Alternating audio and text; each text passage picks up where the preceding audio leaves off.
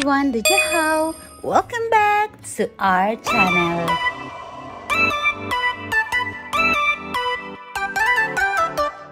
Today's video is another unboxing of Pancerca. I'm not sure with the correct pronunciation of the brand, so please bear with me.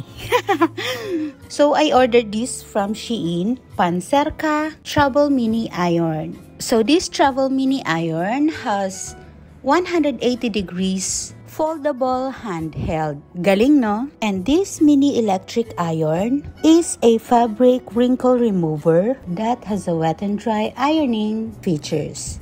Is small but terrible, ika nga. This is US A-type plug, 110 to 127 volts in beige color. The regular price is 378 NT and nabili ko lang siya ng 233 NT. Of course, ginamitan ko ng mga discount coupons. This one is yung pindutan kung gusto mo mag-spray ng tubig. Wala siyang turn on and off. Automatic na siya. Kapag plinag mo, automatic na siyang iinit. No need to adjust yung temperature. Okay na siya. So, napa-order lang ako nito kasi nga si Waitson nag-i-school na para may gagamitin ako pang plancha ng kanyang uniform. Ito yung lagayan ng tubig. Yung cup ay kasama na yan. Pwede maglagay ng tubig kung prefer na mag-spray. Pwede rin namang hindi na.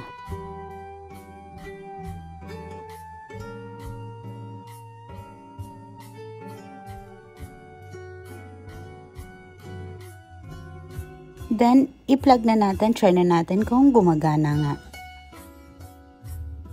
So, kapag plinag na, makikita natin merong light indicator dito sa likod, sa bandang likod.